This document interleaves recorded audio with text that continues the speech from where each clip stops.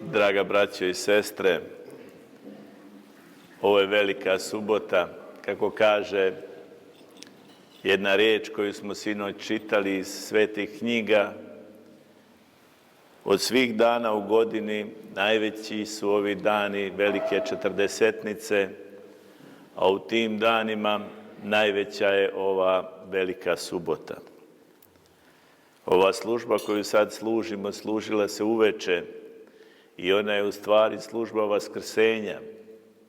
I mi smo sad pročitali evanđelje koje već znači da se vaskrsenje dogodilo i mi već možemo da se pozdravljamo tim radosnim pozdravom Hristos Voskrese.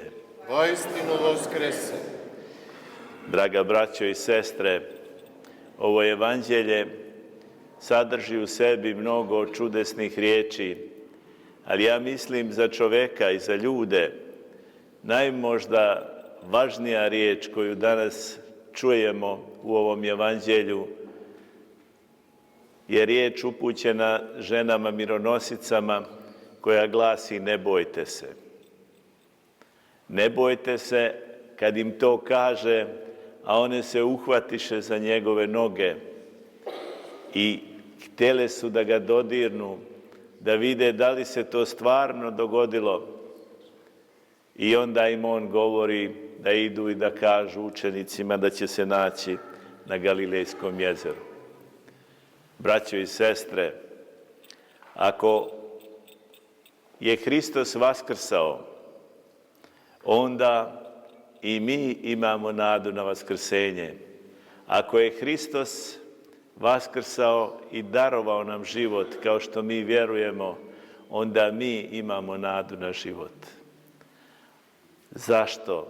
Zato što je on sve to uradio zbog nas i radi nas i radi našeg spasenja. I kao što ste čuli opet u evanđelju, kaže se neki povjerovaše, neki posumnjaše.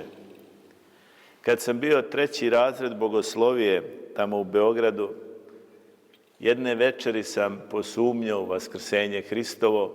Bilo mi je teško da povjerujem. I nekako sam se uplašio toga što ne vjerujem. Em sam se uplašio, em sam posumnjao. A sumnja i strah idu zajedno. I onda mi se dogodilo u toj noći da sam usnio jedan san, kako je na taj moj krevet stao neki čovjek u belom i ja sam ga uhvatio za noge, uplašen sav, jer me nekako zarobio u tom krevetu, stao mi na tu plahtu. I ja ga pitam: ko si ti? I on kaže: ja sam vaskrsenje. I skroz se probije taj krov do nebesa, ja vrisnem. I ona druga djeca koja su tu bila, oni svi pritrče i kažu mi: šta ti je? I bio sam mnogo zahvalan Bogu. Kao da je htio da kaže: nemoj da sumnjaš i nemoj da se plašiš. I od tada mi je još lakše da vjerujem u vaskrsenje. Ali uvijek se sjećam i onog premudrog apostola Pavla koji kaže: ako Hristos nije vaskrsao, uzalud je i propovijed naša i uzalud je i vjera vaša. Zašto to kaže Pavle, braćo i sestre? Pa ako bi bio naš život takav da se rodimo i da onda na kraju umremo i nikom ništa, onda bi to bila jedna velika besmislica. Ali ako je naš život da se rodimo i da živimo, i to da živimo vječno, onda je to toliko smisleno.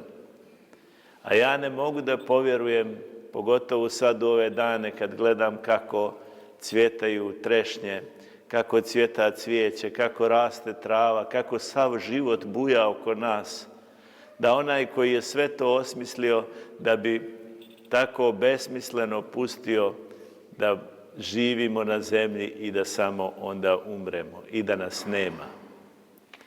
Nema ništa, braćo i sestre, što je Bog stvorio, a da će propasti. Nema ništa što je Bog stvorio, jer on kaže kad stvara, vide Bog da je dobro. Nema ništa što je dobro da će propasti. A mi često puta ne možemo da vjerujemo da smo mi stvoreni za dobro. Ne možemo da vjerujemo da smo dobri.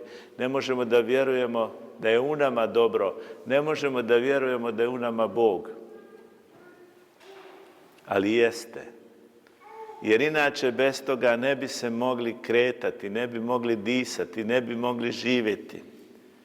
I kad se dogodi da se mi uplašimo, kad to zaboravimo, a kad se uplašimo i kad posumnjamo, onda počnemo tonuti. Onda počnemo da gubimo nadu. Onda kad izgubimo nadu, počne da se gubi vera. A kad se izgubi vera, onda se dođe do jedne nepokretnosti, do nemoći da krenemo naprijed. Zato je, braćo i sestre, vaskrsenje, vaskrsenje. Zato je vaskrsenje uvijek ustajanje. A to je vaskrsenje uvijek pobjeda.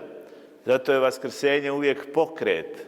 Zato je vaskrsenje uvijek radost.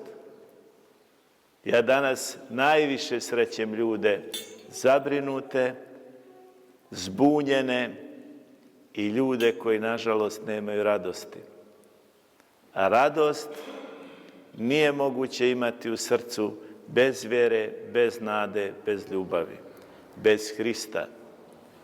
Eto šta danas slavimo, kakva je ovo slava, kakva je to radost.